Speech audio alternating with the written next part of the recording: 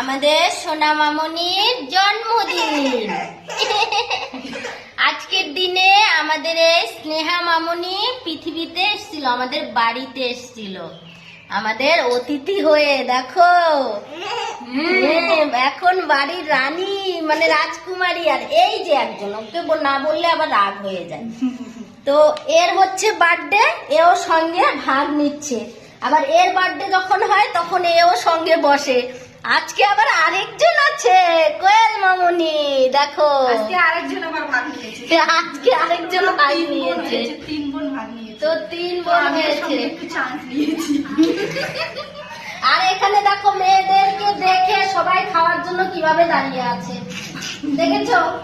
বলে আমাদেরকে একটু দাও, আমরা খাই। নাই, কেউই নাই। ক্যামেরা ফাঁকা।